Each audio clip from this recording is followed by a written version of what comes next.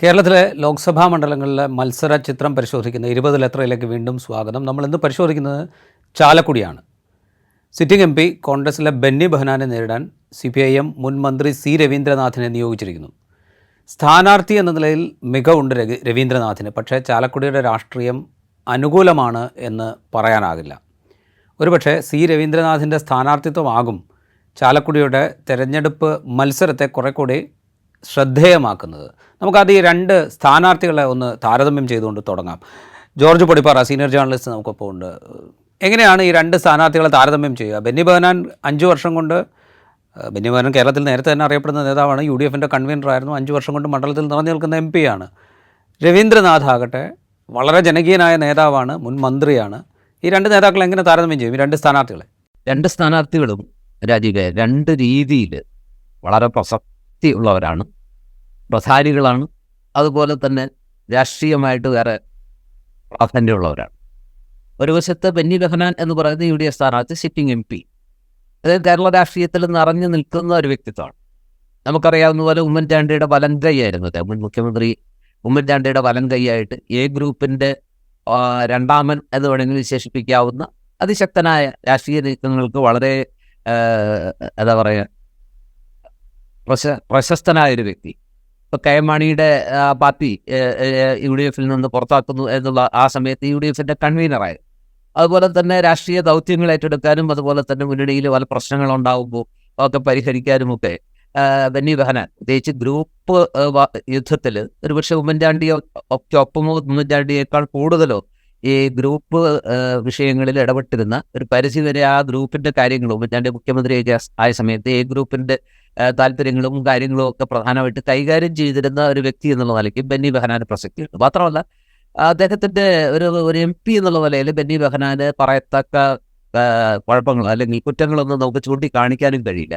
അദ്ദേഹം മണ്ഡലത്തിൽ നിറഞ്ഞു നിൽക്കുന്ന ഒരാളാണ്. മണ്ഡലത്തിൽ എവിടെ വിളിച്ചാലും അദ്ദേഹം ഓടിയെത്തുന്നു. മാത്രമല്ല ചാലക്കുടി മണ്ഡലത്തിലെ എറണാകുളം ജില്ലയിൽപ്പെട്ട മേഖലകളിൽ അദ്ദേഹത്തിന് ചില പ്രത്യേക അഡ്വാൻറ്റേജസും ഉണ്ട്. നമുക്കറിയാം, ഈ മണ്ഡലങ്ങൾ പെരുമ്പാവൂരായാലും കുന്നത്തുനാടായാലും അതുപോലെ അങ്കമാലി ആയാലും ആലുവ ആയാലും ഈ 4 മണ്ഡലങ്ങൾ യാക്കോബായ സഭയെ സംബന്ധിച്ചിടത്തോളം അവർക്ക് വലിയ സ്വാധീനമുള്ള മണ്ഡലങ്ങളായിട്ടാണ് കരുതപ്പെടുന്നത്. അപ്പോൾ യാക്കോബായ സമുദായക്കാരൻ കൂടിയായ ബെന്നി ബെഹനാൻ ആ സഭയുമായി സമുദായവുമായിട്ട് വളരെ നല്ല ബന്ധം പുലർത്തുന്ന ഒരാളാണ്. അദ്ദേഹം ആ സഭയുടെ ഏറ്റവും പരമോന്നത നേതൃത്വമായിട്ട് തന്നെ വളരെ അടുപ്പമുള്ള, അവരുമായിട്ട് നല്ല ഇടക്കാലത്ത് UDFുമായിട്ട് ചില കാര്യങ്ങളിൽ അഭിപ്രായ വ്യത്യാസം ഉണ്ടാകുകയും ചർച്ച് ബില്ലിൻ്റെ ഒരു ഇത് വന്ന ഘട്ടത്തിൽ അല്ലെങ്കിൽ ആ തർക്കത്തിൻ്റെ സമയത്ത് ഇടതുമുന്നണി സഭയെ സഹായിക്കുന്നു എന്ന പേരിൽ ചർച്ച് ബില്ലൊക്കെ മുന്നോട്ട് വെച്ചുകൊണ്ട് ഇടതുമുന്നണിയോട് ഒരു ആഭിമുഖ്യം പുലർത്തുന്ന സമീപനം അടുത്ത കാലത്ത് നമ്മൾ കണ്ടതുമാണ്. പക്ഷെ ആ ഘട്ടത്തിൽ പോലും ബെന്നി ബെഹനാനെതിരെ ഏതെങ്കിലും രീതിയിൽ സഭയ്ക്ക് ഒരു വിരോധമോ അല്ലെങ്കിൽ വൈരാഗ്യമോ അല്ലെങ്കിൽ അദ്ദേഹത്തിൻ്റെ ഒരു എതിർപ്പോ ഉള്ളതായിട്ട് നമുക്ക് കാണാൻ കഴിയില്ല. അപ്പോൾ അങ്ങനെ ആ രീതിയിലൊക്കെ നോക്കുമ്പോൾ ബെന്നി ബെഹനാൻ ചാലക്കുടിയെ സംബന്ധിച്ചിടത്തോളം വളരെ കരുത്തനായ സ്ഥാനാർത്ഥിയാണ്. MP എന്നുള്ള നിലയിലും അദ്ദേഹത്തിന് എടുത്ത് പറയത്തക്ക പോരായ്മകളോ ന്യൂനതകളോ ചൂണ്ടിക്കാണിക്കാനില്ല. ആ രീതിയിലുള്ള വിമർശനങ്ങൾ അദ്ദേഹത്തിൻ്റെ കാര്യത്തിൽ അത്ര പ്രസക്തമല്ല. പാർലമെൻറ്റിലെ പെർഫോമൻസ് ആണെങ്കിലും ബെന്നി ബെഹനാൻ ശരാശരിക്കൊക്കെ മുകളിലാണ്. പല കാര്യങ്ങളിലും അദ്ദേഹത്തിൻ്റെ ശബ്ദം പാർലമെൻറ്റിൽ ഉയരാറുണ്ട്. കോൺഗ്രസ് തന്നെ അദ്ദേഹത്തെ വളരെ സീരിയസ് ആയിട്ടുള്ള വളരെ പ്രധാനപ്പെട്ട ഒരു നേതാവായിട്ടാണ് കണക്കാക്കുന്നത്. പക്ഷേ ബെന്നി ബെഹനാൻ എന്ന് പറയുന്ന ഈ നേതാവിന് നേരിടാൻ ഇടതുമുന്നണി ഉപയോഗിച്ചിരിക്കുന്ന അല്ലെങ്കിൽ ഇടതുമുന്നണി രംഗത്തിറക്കിയിരിക്കുന്ന എന്താ പറയുക ആയുധമണിയിച്ചിറക്കിയിരിക്കുന്ന വ്യക്തി എന്ന് പറയുന്നത് പ്രൊഫസർ രവീന്ദ്രനാഥാണ്. അദ്ദേഹം കേരളത്തിലെ ഒരു രാഷ്ട്രീയ നേതാവ് എന്നുള്ള നിലയിൽ ഇടതുമുന്നണിയുടെ ഒരു സാരഥി, മുൻ മന്ത്രി, പുതുക്കാട് നിയോജകമണ്ഡലത്തെ പ്രതിനിധീകരിച്ച് ജയിച്ച അദ്ദേഹം ഉന്നത വിദ്യാഭ്യാസ വകുപ്പിൻ്റെ മന്ത്രിയായിരുന്നു. അദ്ദേഹത്തെ സംബന്ധിച്ചിടത്തോളം താങ്കൾ സൂചിപ്പിച്ചത് വളരെ വളരെ ശരിയാണ്. അദ്ദേഹത്തിൻ്റെ പ്രതിച്ഛായയാണ് അദ്ദേഹത്തിൻ്റെ ഏറ്റവും വലിയ നേട്ടം. ഒരു അക്കാദമിഷ്യൻ എന്നുള്ള നിലയ്ക്ക് തൃശ്ശൂർ സെൻറ് തോമസ് കോളേജിലെ പ്രൊഫസറായിരുന്നു അദ്ദേഹം ദീർഘകാലം. എൻ്റെ അടുത്ത സുഹൃത്ത് കൂടിയാണ്. ആ കാലഘട്ടത്തിൽ കോളേജിലുണ്ടായിരുന്ന ഒരാൾ തന്നെയാണ് ഞാനും. അപ്പോൾ അതൊക്കെ വെച്ച് നോക്കുമ്പോൾ രവീന്ദ്രനാഥ് എന്ന് പറയുന്ന രാഷ്ട്രീയക്കാരനേക്കാൾ രവീന്ദ്രനാഥ് എന്ന് പറയുന്ന അക്കാദമിഷ്യൻ സെമിനാറുകളിലും സിമ്പോസിയങ്ങളിലും ഒക്കെ ഇടതുപക്ഷത്തിൻ്റെ ഭാഗത്ത് നിന്നുകൊണ്ട് വളരെ ശക്തമായി തന്നെ സംസാരിക്കുന്ന പുത്തൻ സാമ്പത്തിക നയങ്ങൾക്കെതിരെ ഒരു കാലഘട്ടത്തിൽ കേരളത്തിലുടനീളം നൂറുകണക്കിന് വേദികളിൽ നൂറുകണക്കിന് സംസ്ഥാന ബാങ്ക് ഉദ്യോഗസ്ഥരുടെയും LIC അല്ലെങ്കിൽ ഇൻഷുറൻസ് യൂണിയനുകളുടെയും ഒക്കെ അടക്കം കേരളത്തിൽ ഒരു കാലഘട്ടത്തിൽ അത്തരം വിഷയങ്ങളിൽ ഉദാരവൽക്കരണത്തെക്കുറിച്ചും ആഗോളീകരണത്തെക്കുറിച്ചും ഒക്കെ ഒരുപക്ഷെ MP വീരേന്ദ്രകുമാർ കഴിഞ്ഞാൽ ഏറ്റവും കൂടുതൽ വേദികളിൽ സംസാരിച്ചിട്ടുള്ളത് ശ്രീ രവീന്ദ്രനാഥാണെന്നാണ് ഞാൻ മനസ്സിലാക്കുന്നത്. അപ്പോൾ ഒരു അക്കാദമിഷ്യൻ എന്നുള്ള നിലയ്ക്ക് അദ്ദേഹത്തിൻ്റെ ബ്രില്യൻസ്, അദ്ദേഹത്തിൻ്റെ എക്സലൻസ് കേരളം പൊതുവെ അംഗീകരിക്കപ്പെട്ടിട്ടുള്ളതാണ്. മന്ത്രി എന്നുള്ള നിലയിൽ ഒരു ആരോപണങ്ങൾക്കും ഇടവരാതെ വ്യക്തിവൈശിഷ്ട്യവും അതുപോലെ തന്നെ കഴിവും പ്രാപ്തിയും എല്ലാം നിറഞ്ഞ, അല്ലെങ്കിൽ അത്തരത്തിലുള്ള തികഞ്ഞ ഒരു ഒരു ഒരു ഒരു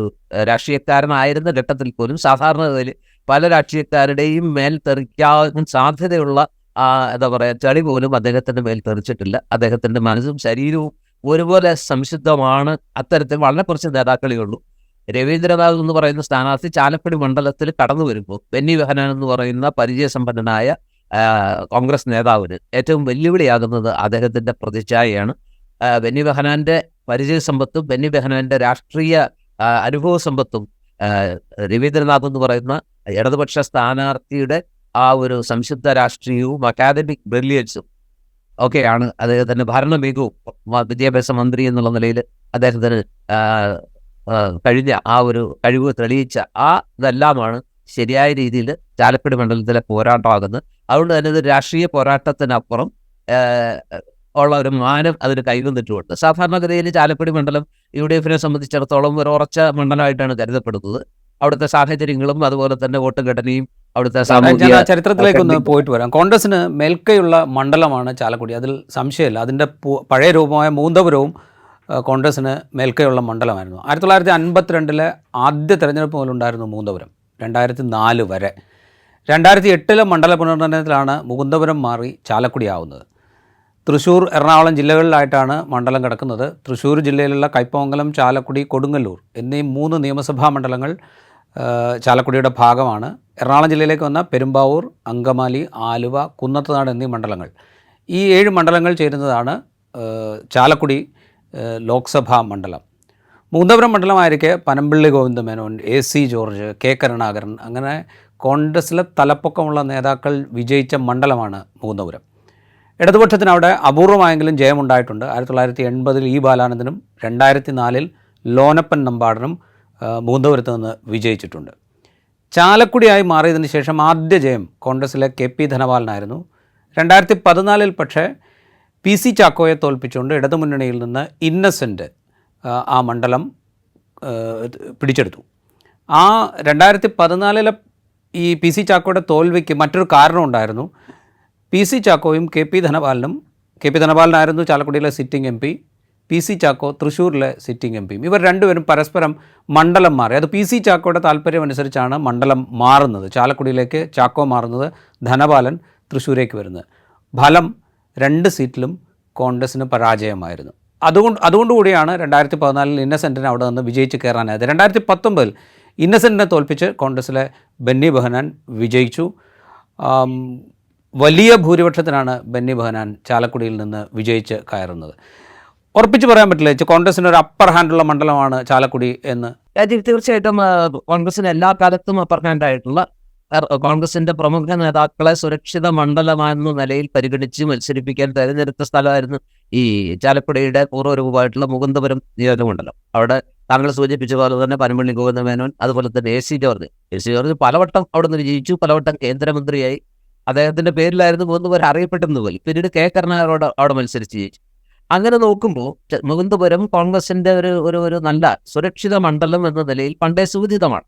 അക്കാര്യത്തിൽ സംശയമില്ല. പക്ഷേ 2008 മണ്ഡല പുനർനിർണയത്തിന് ശേഷം അത്രത്തോളം ഒരു സുരക്ഷിതത്വം ചാലക്കുടിക്ക് ഉണ്ടോ എന്ന് ചോദിച്ചാൽ ഇല്ല എന്ന് പറയേണ്ടി വരും. അത്രത്തോളം സുരക്ഷിതത്വം ആ മുൻകാലത്തുണ്ടായിരുന്ന സുരക്ഷിതത്വം എങ്കിലും കോൺഗ്രസിന്റെ ഒരു സുരക്ഷിത മണ്ഡലം തന്നെയാണ്. അതിന് കാരണം നമുക്ക് വേണമെങ്കിൽ എടുക്കാം. ഇപ്പോൾ കേരളത്തിൽ എത്ര ലോക്സഭാ മണ്ഡലങ്ങളിൽ അതിനുള്ളിൽപ്പെട്ട നിയമസഭാ മണ്ഡലങ്ങളിൽ ഭൂരിപക്ഷവും UDF-ന്റെ കൈവശമുണ്ട്.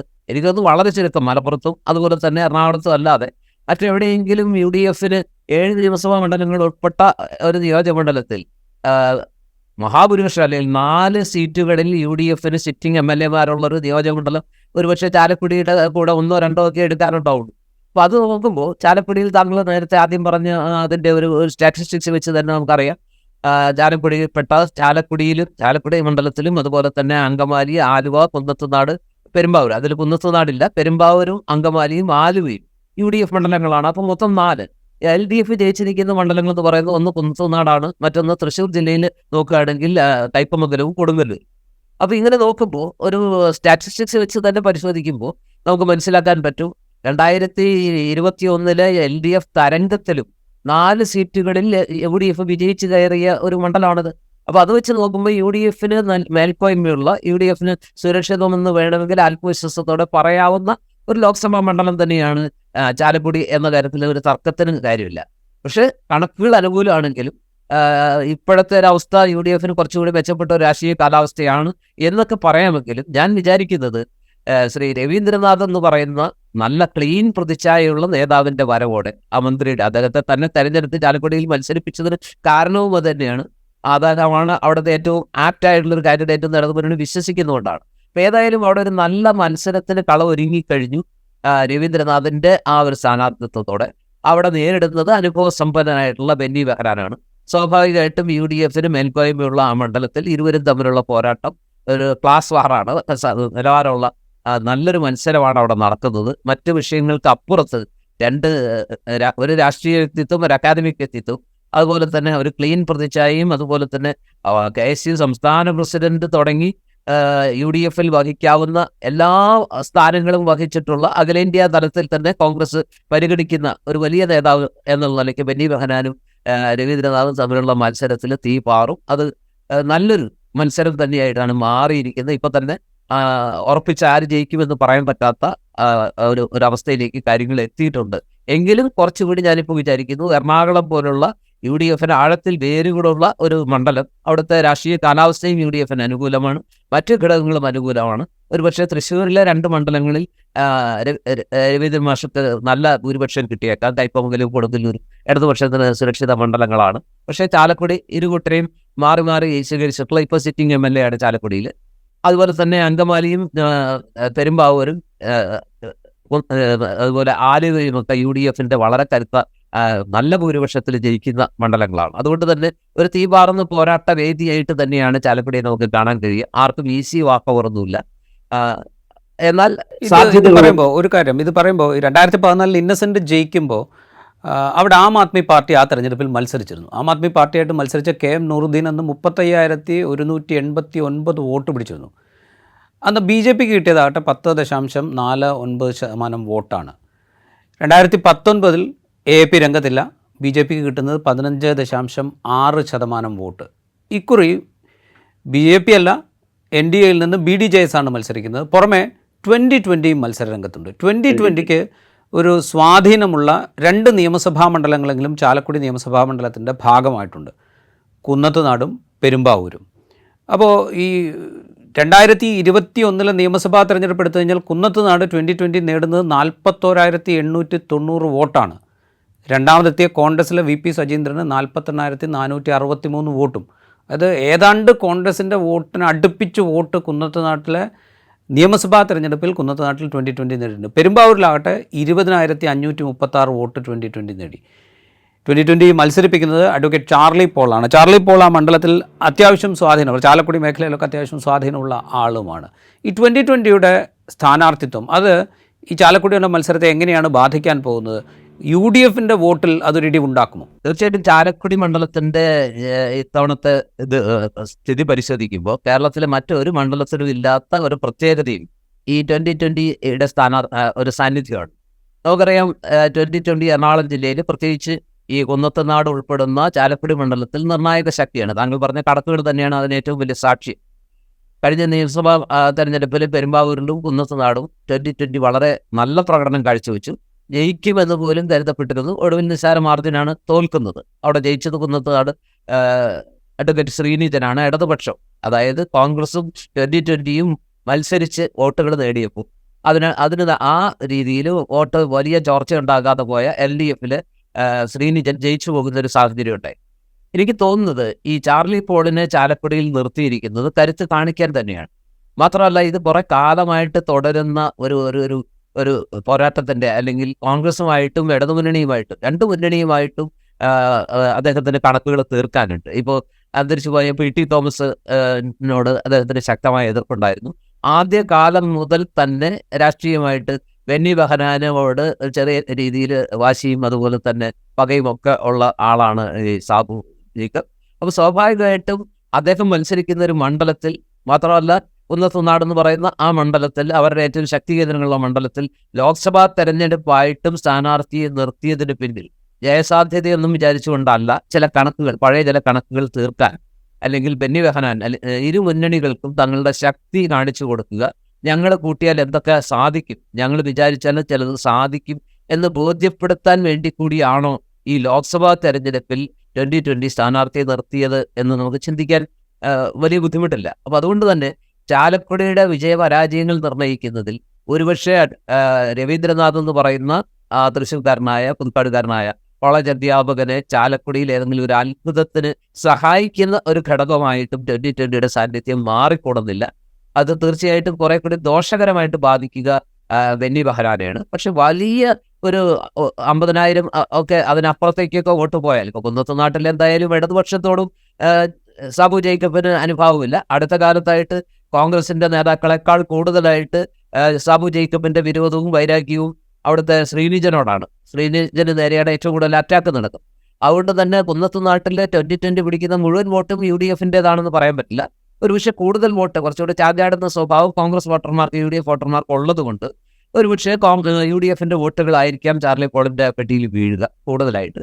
പക്ഷെ ഇത്രത്തോളം ഈ 41,000 വോട്ടുകളൊക്കെ വീഴണമെന്നുണ്ടെങ്കിൽ അതിലൊരു പങ്ക് LDFിന്റെ വോട്ടുകൾ കൂടി ഇല്ലാതെ ഇത്രയും വലിയ സംഖ്യയിലേക്കൊന്നും പോകാൻ പറ്റില്ല. അപ്പോൾ സ്വാഭാവികമായിട്ടും പെരുമ്പാവൂരിലും അതുപോലെ കുന്നത്തുനാടും 2020 സ്ഥാനാർത്ഥി ശ്രീ ചാർലി പോളിന് കിട്ടുന്ന വോട്ടുകൾ ആത്യന്തികമായിട്ട് ആരെയാണ് കൂടുതൽ ദോഷകരമായിട്ട് ബാധിക്കുക, ആരുടെ വിജയത്തെയാണ് തടുക്കുക, അല്ലെങ്കിൽ ആരുടെ പരാജയത്തെയാണ് വഴിതെളിക്കുക എന്ന ചോദ്യം പ്രസക്തമാണ്.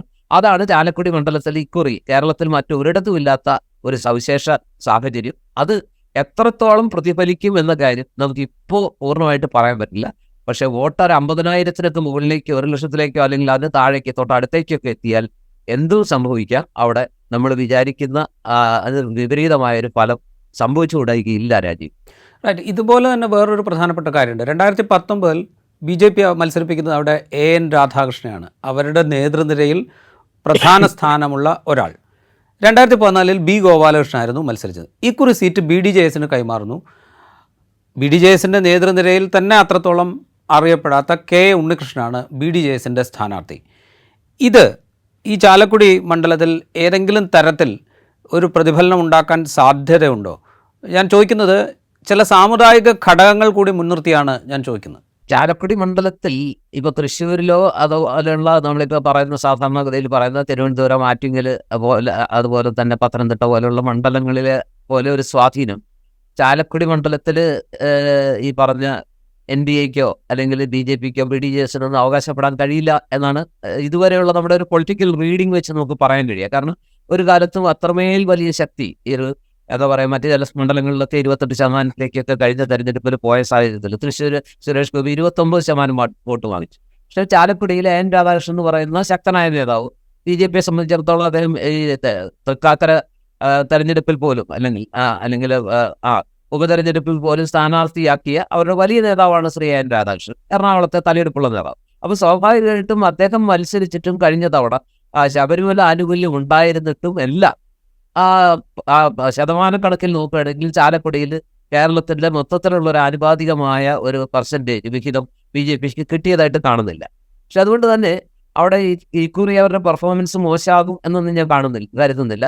പക്ഷെ നമ്മൾ ആഗ്രഹിച്ച അല്ലെങ്കിൽ BJPയുടെ തലപ്പൊക്കമുള്ള ഒരു നേതാവിനെ അല്ല ചാലക്കുടിയിൽ നിർത്തിയിരിക്കുന്നത്. അവർ A ക്ലാസ് മണ്ഡലങ്ങളായിട്ടൊന്നും ആ പട്ടികയിലൊന്നും ചാലക്കുടി വരുന്നുമില്ല. അതുകൊണ്ട് തന്നെ ഉണ്ണികൃഷ്ണൻ എന്ന് പറയുന്ന പ്രായണ അപ്രശസ്തനായ ചാലക്കുടിക്ക് പുറത്തോ അകത്തോ ഒന്നും BJPയുടെ കേരളത്തിലെ രാഷ്ട്രീയ നേതൃത്വ നിരയിലൊന്നും അത്രയൊന്നും നമ്മുടെ കാണാത്ത ഒരു മുഖമാണ് ഉണ്ണികൃഷ്ണന്. അദ്ദേഹത്തിൻ്റെ ഒരു സാന്നിധ്യം ചാലക്കുടിയിൽ ഒരു വലിയ വെല്ലുവിളിയായിട്ട് ഈ സ്ഥാനാർത്ഥികൾക്ക് മാറും എന്ന് കരുതാനും കഴിയില്ല. കഴിഞ്ഞ തവണത്തെ പോലെ അത്ര അനുകൂലമായ ഒരു രാഷ്ട്രീയ സാഹചര്യം ഇപ്പം നിലവിലില്ലതാനും. എങ്കിലും BJP സംസ്ഥാന തലത്തിൽ തന്നെ വളരെ ശക്തമായിട്ട് അവരുടെ വോട്ട് വിഹിതം വർദ്ധിപ്പിക്കാനുള്ള തീവ്രമായ മത്സരം നടത്തുന്നുണ്ട്. NDA തന്നെ നേരിട്ട് മത്സരിക്കുന്ന അല്ലെങ്കിൽ ഉണ്ണികൃഷ്ണന്റെ സ്ഥാനാർത്ഥിത്വത്തിലൂടെയും അവർ ചെയ്യുന്നൊരു വിജയമൊന്നുമല്ല, മറിച്ച് ചാലക്കുടിയിലും ഞങ്ങൾ വളരെ പ്രസക്തമായൊരു സാന്നിധ്യമാണ്.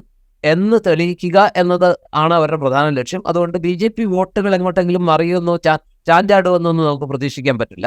മുന്നണികളുടെ സാന്നിധ്യത്തെ, മുന്നണികളുടെ സാധ്യതകളെ BJP വോട്ട് ഏത് രീതിയിലാണ് ബാധിക്കുക, എനിക്ക് തോന്നുന്നു അവിടെ അങ്ങനെ ഒരു സാധ്യത ആരെയെങ്കിലും ജയാപജയങ്ങളെ 2020 സാന്നിധ്യം UDF-നെ ബാധിക്കുന്ന പോലെ, അല്ലെങ്കിൽ സാധ്യതകൾക്ക് തന്നെ എന്താ പറയുക, ഒരു ദുർബലപ്പെടുത്തുന്ന അതുപോലുള്ളൊരു ദുർബലപ്പെടുത്തുന്ന ഘടകമായിട്ട് BJP ചാലക്കുടിയിൽ മാറില്ല. അതിനുള്ള സാധ്യത കുറവാണെന്നാണ് ഞാൻ വിചാരിക്കുന്നത്. റൈറ്റ്. ഈ ക്രൈസ്തവ സമുദായത്തെ സവിശേഷമായ അഭിസംബോധന ഞാൻ BJP ഇടക്കാലത്ത് വലിയ ശ്രമം നടത്തിയിരുന്നു. ഇപ്പോൾ കഴിഞ്ഞ ഈസ്റ്ററിനും ഈ ഈസ്റ്ററിനും ഒക്കെ ഗൃഹസന്ദർശനങ്ങൾ നടത്തുന്നു, സഭാ നേതാക്കളെ കാണുന്നു, ഇതൊക്കെ ചെയ്യുന്നുണ്ട് BJP. ഇത് ചാലക്കുടിയിൽ NDA വോട്ടിൽ, BDJS ആണല്ലോ അവിടെ മത്സരിക്കുന്നത്, NDA വോട്ടിൽ പ്രതിഫലിക്കാനിടയുണ്ടോ? ഈ മണ്ഡലങ്ങളുടെ ഒരു സ്വഭാവം എടുത്ത് നോക്കുമ്പോൾ നമ്മൾ കാണേണ്ട ഒരു കാഴ്ച, ക്രൈസ്തവ എന്താ പറയുക, നിർണായകമായ ശക്തികളുള്ള മണ്ഡലങ്ങളാണിത്. ഉദാഹരണത്തിന് പറയുകയാണെങ്കിൽ ചാലക്കുടിയും അങ്കമാലിയും ആലുവയും കുന്നത്തുനാടും പെരുമ്പാവൂരും ഒക്കെ ക്രൈസ്തവർക്ക് വളരെ ശക്തിയുള്ള മണ്ഡലങ്ങളാണ്. പക്ഷേ ചാലക്കുടിയിൽ കത്തോലിക്ക വിശ്വാസികളാണ് കൂടുതൽ. അവിടെ ഈ പറഞ്ഞ് മറ്റ് യാക്കോബായ ഓർത്തഡോക്സ് സഭകൾക്ക് വലിയ പ്രാതിനിധ്യമില്ല. പക്ഷെ അവിടെ നിന്ന് അങ്ങോട്ട് അങ്കമാലിയിലേക്കും പെരുമ്പാവൂരിലേക്കും കുന്നത്തുനാട്ടിലേക്കും ആലുവയിലേക്കും പോകുമ്പോൾ കത്തോലിക്ക സഭയേക്കാൾ കൂടുതൽ നിർണായക ശക്തിയും അതുപോലെ തന്നെ ശക്തിയില്ല എന്നല്ല ഞാൻ പറയുന്നത്. അങ്കമാലിയിൽ കത്തോലിക്ക സഭ വളരെ ശക്തം തന്നെയാണ്. എങ്കിൽ പോലും ഈ മണ്ഡലങ്ങളിൽ ഒപ്പത്തിനൊപ്പമോ ചില മണ്ഡലങ്ങളിൽ കുറച്ച് കൂടുതലോ സാന്നിധ്യവും ശക്തിയും തെളിയിക്കാൻ യാക്കോബായ സഭയ്ക്കായിട്ടുണ്ട്. അവരുടെ രാഷ്ട്രീയ നിലപാടുകളാണ് പലപ്പോഴും ആ മണ്ഡലങ്ങളിലെ ജയാപജയങ്ങളെ നിർണ്ണയിക്കുന്നത്. അപ്പോൾ നമ്മൾ കാണേണ്ട ഒരു കാഴ്ച എന്താണെന്ന് വെച്ചാൽ, ഈ ക്രൈസ്തവ സഭകളിൽ ഇപ്പോൾ കത്തോലിക്ക സഭയായിട്ടൊക്കെ ചില ബന്ധങ്ങൾ ശക്തമാക്കാൻ ഈ പറഞ്ഞ NDA ശ്രമിച്ചെങ്കിലും മണിപ്പൂർ സംഭവത്തോടുകൂടി സഭകളുടെ നിലപാടിൽ ആ മൃദു സ്വഭാവം നഷ്ടപ്പെട്ടിരിക്കുന്നു എന്നുള്ളത് സമീപകാലത്ത് പല മെത്രാന്മാരുടെയും പല പിതാക്കന്മാരുടെയും പ്രസ്താവനകളിലൂടെ നമ്മൾ കാണുന്നതാണ്. അപ്പോൾ മണിപ്പൂരില്ലായിരുന്നെങ്കിൽ ഒരുപക്ഷെ BJPക്ക് കുറച്ചുകൂടി ക്രൈസ്തവരുമായിട്ടുള്ള അടുപ്പം വർദ്ധിപ്പിക്കാനും ഒരുപക്ഷെ അവരിലൊരു വിഭാഗത്തെ അടർത്തി മാറ്റാനും ഒക്കെ കഴിഞ്ഞാൽ, യാക്കോബായ സഭ തന്നെ ഈ സഭാ തർക്കത്തിൽ ഈ പറഞ്ഞ ശ്രീധരൻ പിള്ളയെ പോലുള്ളവരെയൊക്കെ ഉപയോഗിച്ച്, അല്ലെങ്കിൽ BJPയിലെ ചില നേതാക്കളെ ഒക്കെ ഉപയോഗിച്ച് ആ തർക്കത്തിനൊരു പരിഹാരം കാണാനൊക്കെ ശ്രമിച്ചതുമാണ്. അവർ ആ നിലയ്ക്ക് ഒരു ശ്രമം നടത്തിയിരുന്നു. പക്ഷെ അതൊന്നും അധികം മുന്നോട്ട് പോയില്ല. അവരുദ്ദേശിച്ച രീതിയിലുള്ള ഒരു ഫലം അതുകൊണ്ട് ഉണ്ടായുമില്ല. അപ്പോൾ സ്വാഭാവികമായിട്ടും ഇക്കുറി യാക്കോബായ സഭ ഇന്നും അങ്ങനെ കൃത്യമായിട്ട് ഒരു നിലപാട് BJPക്ക് ഏതെങ്കിലും രീതിയിലുള്ള പിന്തുണ കൊടുക്കുമെന്നോ, അല്ലെങ്കിൽ CPM നേതൃത്വം നൽകുന്ന ഇടതുമുന്നണിയോട് കുറെ കൂടി ആഭിമുഖ്യം പുലർത്തുമെന്നോ എന്ന രീതിയിൽ ഇതുവരെ ഒരു പ്രസ്താവനയും പുറത്തു വന്നിട്ടില്ല. നേരെ മറിച്ച് പൊതുവിൽ ക്രൈസ്തവ സഭ, പ്രത്യേകിച്ച് കത്തോലിക്ക സഭയുടെയും ലാറ്റിൻ കത്തോലിക്ക സഭയുടെയൊക്കെ ഭാഗത്തു നിന്ന് വളരെ കൃത്യമായി തന്നെ ചില അഭിപ്രായ പ്രകടനങ്ങൾ പുറത്തു വന്നു.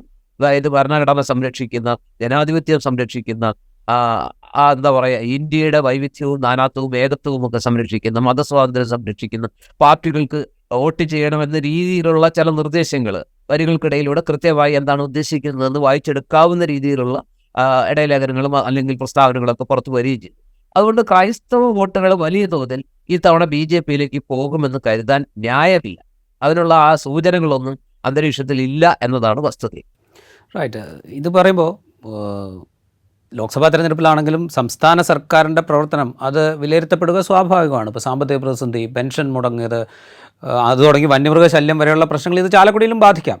ഇടതുമുന്നണിക്ക് അത് എത്രത്തോളം പ്രതിരോധിക്കാൻ കഴിയുമോ? ഞാൻ ചോദിക്കുന്നത്, ഇപ്പോൾ രവീന്ദ്രനാഥിനെ പോലുള്ളൊരു കാൻഡിഡേറ്റ് മത്സരിക്കുമ്പോൾ കുറെ കൂടെ ആഴത്തിൽ ജനങ്ങളിലേക്ക് ഇറങ്ങിച്ചെന്ന് സംസാരിക്കാൻ കഴിയുന്ന ആളാണ് അദ്ദേഹം.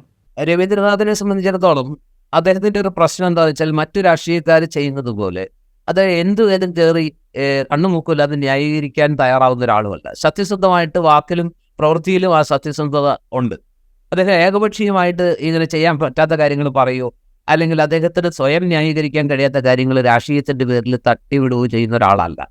അദ്ദേഹം ആവശ്യത്തിന് മാത്രം സംസാരിക്കുന്ന കാര്യങ്ങൾ, ചെയ്യാൻ കഴിയുന്ന കാര്യങ്ങളെക്കുറിച്ച് മാത്രം സംസാരിക്കുന്ന ഒരു പ്രത്യേകതയുള്ള നേതാവാണ്. അതുകൊണ്ട് തന്നെ അദ്ദേഹം ഇടതുമുന്നണിക്ക് ഈ പറഞ്ഞ വന്യമൃഗ ശല്യത്തിൻ്റെ കാര്യത്തിലായാലും അദ്ദേഹത്തിന് മാത്രമായിട്ട് വാഗ്ദാനങ്ങളൊന്നും ചെയ്യാൻ കഴിയുമെന്ന് എനിക്ക് തോന്നുന്നില്ല. ചാലക്കുടി മണ്ഡലത്തിൻ്റെ ചില ഭാഗങ്ങളിലാണ് ഏറ്റവും കൂടുതൽ പെരുമലയാറ്റൂർ ഉൾപ്പെടുന്ന ആ ഒരു പെരുമ്പാവൂരിൻ്റെ ആ മേഖലകളിലും ഒക്കെ വന്യമൃഗ ശല്യമുണ്ട്. അത് പ്രത്യേകിച്ചും ചാലക്കുടിയിലാണ് ഏറ്റവും കൂടുതൽ വന്യമൃഗ ശല്യം. നമുക്കറിയാം, ചാലക്കുടിയിൽ അതിരപ്പള്ളിയിലെ എണ്ണപ്പനത്തോട്ടത്തിൽ ഈ കാട്ടാനകൾ ഇപ്പോൾ തമ്പടിച്ചിരിക്കുക. ആ വഴിക്ക് പോകുന്ന പലരെയും ആക്രമിക്കുന്നുണ്ട്, ആദിവാസികൾ ചവിട്ടേറ്റ് മരിക്കുന്നത് നമ്മൾ കണ്ടു. അവിടെ തന്നെ കുടിയേറ്റക്കാർ ധാരാളം ഉള്ള ചില പഞ്ചായത്തുകളുണ്ട്. ആ പരിയാരം, അതുപോലെ വെള്ളിക്കുളം, ഇങ്ങനെയുള്ള ചാലക്കുടി മണ്ഡലത്തിൽപ്പെട്ട ചില പഞ്ചായത്തുകളിൽ വന്യമൃഗശല്യം വളരെ രൂക്ഷമാണ്. പല ദിവസങ്ങളിലും എണ്ണപ്പനത്തോട്ടത്തിൽ അതിരപ്പള്ളിയിലെ ചാലക്കുടി പുഴയുടെ തീരത്തുള്ള എണ്ണപ്പനത്തോട്ടത്തിൽ പലപ്പോഴും 5, 6, 7 ആനകൾ, അതുപോലെ മലക്കപ്പാറയ്ക്ക് പോകുന്ന വഴിയിലാണെങ്കിലും ഇപ്പോൾ കാട്ടാന ശല്യം വളരെ രൂക്ഷമാണ്. പക്ഷെ ഇതിനൊക്കെ ഒരു പരിഹാരം കാണാൻ, അല്ലെങ്കിൽ ഞാൻ അതിന് പരിഹാരം കാണും എന്ന് പറയാൻ കഴിയുന്നൊരവസ്ഥ, അല്ലെങ്കിൽ അങ്ങനെ തട്ടിവിടുന്ന ഒരാളല്ല. അതൊരു പ്രശ്നമാണ്. അവിടെ ആളുകൾക്ക് വന്യമൃഗ ശല്യം അവരുടെ ജീവിതത്തിലെ വലിയ രൂക്ഷമായ വളരെ ഗൗരവമാർന്നൊരു വിഷയമാണ് താൻ. പക്ഷെ അതിനൊന്നും അങ്ങനെ അന്ധമായിട്ട്, അല്ലെങ്കിൽ അങ്ങനെ ഏകപക്ഷീയമായിട്ട് ഞാൻ അതൊക്കെ നമ്മളങ്ങ് തീർത്തു തരാം, പാർക്കലാം എന്ന് പറഞ്ഞ് ആളുകളെ വ്യാജ മോഹങ്ങൾ അല്ലെങ്കിൽ വ്യാമോഹങ്ങൾ കൊടുക്കുന്ന ഒരു രാഷ്ട്രീയ ശൈലി രവീന്ദ്രനാഥ് മാഷിക്കില്ല. മറിച്ച് പല കാര്യങ്ങളിൽ കുറെ കൂടി ഗൗരവമുള്ള വിഷയങ്ങൾ, സാമ്പത്തിക പ്രതിസന്ധി പോലുള്ള വിഷയങ്ങളിലൊക്കെ കേന്ദ്ര സർക്കാരിൻ്റെ നടപടികൾ എങ്ങനെ കേരള സർക്കാരിൻ്റെ പ്രവർത്തനങ്ങളെ ബാധിക്കുന്നു, അതുപോലെ തന്നെ ഒരു കളങ്കമില്ലാത്ത ഒരു കമ്മ്യൂണിസ്റ്റ് വിശ്വാസിയാണ്. ആ കമ്മ്യൂണിസ്റ്റ് വിശ്വാസത്തിൽ വർത്തമാന കാലഘട്ടത്തിലെ എന്താ പറയുക ചലനങ്ങൾ അല്ലെങ്കിൽ വ്യതിചലനങ്ങളൊന്നും അദ്ദേഹത്തെ ബാധിക്കാറില്ല. അദ്ദേഹം പാർലമെന്ററി വ്യാമോഹം പോലും അങ്ങനെ വെച്ച് പുലർത്തുന്ന ഒരു സ്വഭാവക്കാരനല്ല. കുറെ കൂടി സ്വസ്ഥമായിട്ട് ജീവിക്കാൻ ഇനി മത്സരത്തിനില്ല എന്ന് പറഞ്ഞ് മാറി നിന്ന് അദ്ദേഹത്തെ ചാലക്കുടി പിടിക്കാൻ വേണ്ടി പ്രത്യേക നിയോഗം കൊടുത്ത് പാർട്ടി ഇറക്കിയിരിക്കുന്നതാണ്. അപ്പോൾ അദ്ദേഹത്തിന്റെ ഒരു പ്രതിച്ഛായ അവർക്ക് സഹായകമാകും.